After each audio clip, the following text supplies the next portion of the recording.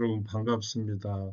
오늘 강성률 철학TV 제163강은 여성 혐오주의자의 여성 편력, 쇼펜하우어 이야기인데요. 철학자와 사랑, 여섯 번째 시간이 되겠습니다. 쇼펜하우어의 젊었을 때 모습이고 그가 짝사랑했던 바이마르 대공의 부인입니다.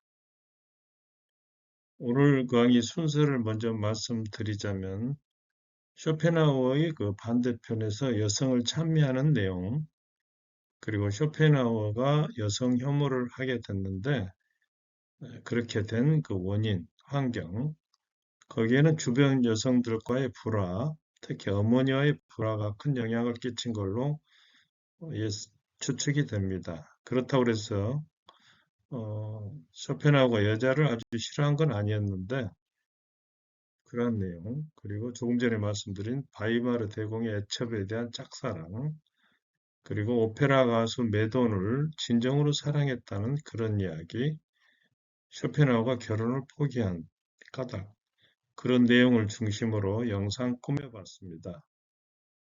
여성 찬미, 드주이라고 하는 프랑스의 극작가이자 시인은 이런 얘기를 하고 있습니다. 여성이 없다면 우리 인생의 초년에는 도움을 받을 수 없을 것이고, 중년에는 쾌락이 없을 것이고, 만년에는 위안이 없을 것이다. 쇼펜하우어가 자신의 수상록에서 밝힌 인용한 그런 내용인데요.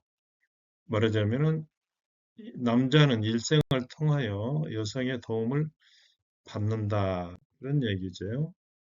18세기 영국의 시인 바이런은 이런 말을 하고 있습니다. 인간의 생명은 여인의 가슴에서 비롯되며 그대가 처음으로 더듬거리는 말을 그녀가 가르쳤다. 그대가 처음으로 흘린 눈물도 그녀가 닦았으며 그대의 맨 나중 숨결 또한 여인 곁에서 거둔다. 여기는 박수근 화가의 젖먹이는 여인입니다. 쇼펜하우어의 여성 혐오 어느 정도인지 알아보도록 하겠습니다. 여자는 오직 종의 번식을 위해서만 창조되었다. 몸집이 작고 어깨가 좁고 엉덩이가 넓고 다리가 짧은 인종에게 아름다운 성이라는 이름을 줄 수 있는 것은 오직 성적 충동에 의해 지성이 흐려진 남자뿐이다. 여성은 어린아이들 수준에 맞는 간호사나 선생의 역할에 딱 어울리며 천성적으로 복종하는 것에 걸맞다. 여자들은 항상 주관적이고 감정에 휘말려 살기 때문에 객관적인 시각이 요구되는 천재는 될 수 없다. 여성은 남성보다 힘이 약하기 때문에 자신을 보호하기 위한 교활함과 거짓말이 타고났다. 나는 여자보다 개가 더 좋다. 여성 혐오가 쇼펜하우어에게서 자라나게 된 환경을 알아보자면 먼저 부모의 불화를 들 수가 있습니다. 당시 아버지는 성공한 무역상이었고 어머니는 꽤나 유명한 작가였는데요. 아버지의 돈과 명예만을 보고 결혼한 어머니는 병약했던 아버지를 돌보기는커녕 파티만 즐겼습니다. 여기가 이제 쇼펜하우어의 고향 단지인데 나중에 이제 그단스크가 되죠. 여기는 쇼펜하우어의 생가입니다. 쇼펜하우어의 어머니 요한나는 자신의 자서전에서 이렇게 밝히고 있습니다. 그의 자기 남편이죠. 사회적 지위와 재산이 큰 도움이 될 것이라 여겨 내 스스로 결혼했다. 그 때문에 열렬한 사랑을 주는 척도 하지 않았다. 여기가 이제 단지 그단스크입니다. 아버지의 죽음 이후에 어머니의 행동을 보자면 아버지는 65세 때인 1805년 쇼펜하우어가 17살 때 상점 창고에서 강으로 떨어져 죽었습니다. 사고사였는지 아니면 자살이었는지 명확하진 않지만은 평소 까탈스럽고 우울한 성격으로 미뤄보아서 아마 자살한 걸로 추측이 됩니다. 여기는 14살 때 쇼펜하우어, 아버지 하일리이고 쇼펜하우어의 그 함부르크에 있었던 집입니다. 그 다음에 어머니는 아들을 함부르크에 남겨둔 채 딸 아델라와 함께 바이마르로 이사 가서 이사를 갔는데 딸은 극진히 아끼면서 아들에게는 매정했습니다. 어머니와 딸인데요. 막대한 유산을 물려받은 어머니는 사격에 뛰어들어서 나이 어린 남자와 사귀는 등 이런 행동을 함으로써 쇼펜하우어의 반감을 샀습니다. 쇼펜하우어는 21살의 성인이 되자 어머니를 상대로 소송을 제기해서 아버지 유산의 3분의 1을 받아냈고 그에 대한 이자로 평생 직업이 없이 풍족한 삶을 살아갈 수 있었습니다. 자, 어머니하고 다투고 헤어지게 되는데요. 사사건건 따지는 아들을 상가시에 생각한 어머니는 너의 비관주의적이고 오만해 보이는 태도가 마음에 안 든다. 너는 참을 수 없이 귀찮은 존재다. 너는 쓸모없는 사람이다. 이렇게 얘기를 했고 요한나, 그 어머니의 살롱에 드나들던 괴테가 쇼펜하우의 학위 논문 충분 근거율의 네 가지 뿌리를 보고 높이 평가하면서 이렇게 말을 했습니다. 부인의 아들은 장래 반드시 유명한 인물이 될 것입니다. 그러자 요한나는 피식 웃으면서 한 집안에 두 명의 천재는 나오지 않는 법이에요. 첫 번째 천재는 자신이었다는 얘기죠. 40대 때 요한나고 21살 때 쇼펜하우어입니다. 쇼펜하우어 26살 때 어머니는 그 아들을 계단 밑으로 밀쳐버렸습니다. 이때 쇼펜하우어는 어머니는 이 일로 후세 철학사에 남을 것입니다. 이런 유명한 말을 했습니다. 그리고 나서 드레스덴으로 떠나버렸습니다. 이후 24년 동안 모자는 만나지 않았고 평생 화해하지 못했습니다. 요한나는 아버지의 유산을 탕진했고 이때 아들인 쇼펜하우어가 재정적인 도움을 주려했지만 이것도 끝내 거절했습니다. 요한나는 죽기 직전 딸 아델라를 유일한 상속인으로 지정함으로써 죽을 때까지도 아들을 싫어했다는 것을 증명했습니다.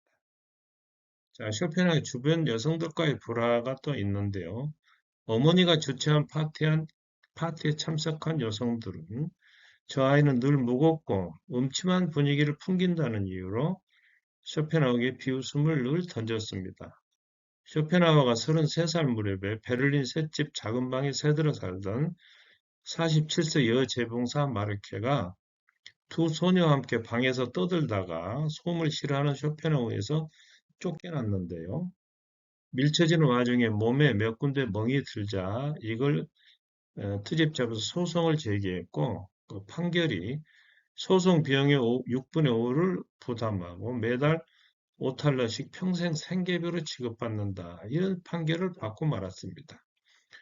자, 20년 후에 이 마르케가 죽었다는 사망 진단서를 받은 쇼펜하우어는 그곳에 이 진단서죠. 라틴어를 높아가 죽고 짐은 사라졌다라고 운을 맞춰 말장난을 적어 놓았다고 합니다. 쇼펜하우어가 여자를 싫어한 것은 아닌데요. 니체와 달리 금욕적인 생활을 한 것이 아니라는 얘기죠, 쇼펜은. 심지어 재기가 넘치고 유머러스한 면도 있었다고 합니다. 또 여성들을 험하게 대하거나 아예 멀리한 것도 아니고 많이는 아니고 소수의 여자와 연애를 했는데 이때 상대방에게 잘 대해주려고 노력을 했다는 겁니다. 자, 바이마르 대공의 애첩에 대한 짝사랑인데요.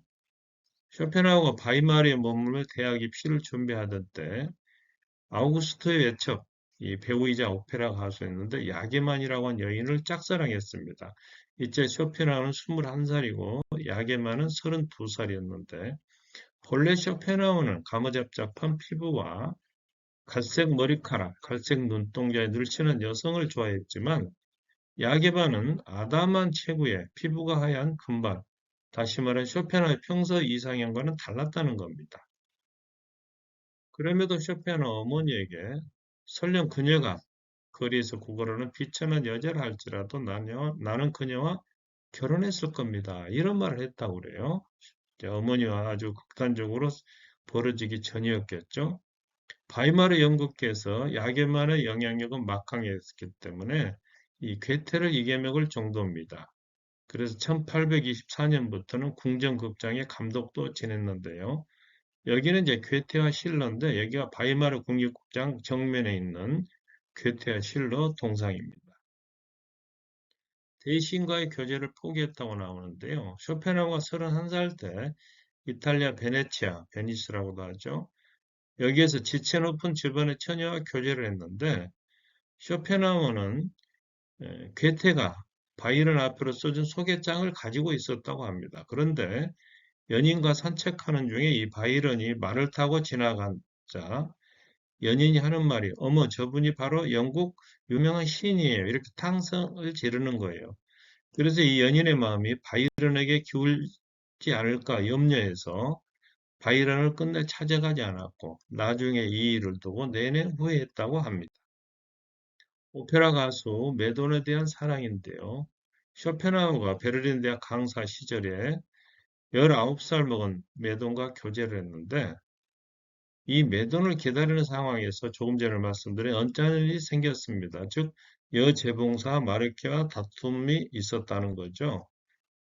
그때 또 베를린에 이렇게 콜레라가 유행했을 때 헤르겔이 죽었는데 쇼펜은 이 베를린을 떠나서 프랑크푸르트까지 도망을 갑니다. 이때 매돈을 함께 데려가려 했는데요.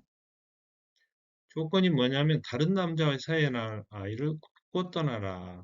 이런 요구를 하자 매돈이 거절해서 끝내 둘은 헤어지게 됩니다.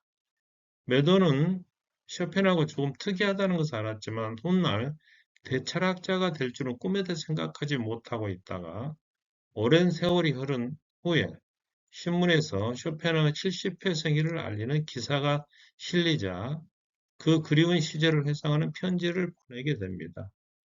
그 편지를 받은 쇼펜하우는 재산의 일부를 연금의 형태로 남겨주겠다고 유언장에 기록을 했고, 매도는 쇼펜하우가 죽은 뒤 자신이 죽을 때까지 22년 동안 연금을 받았습니다.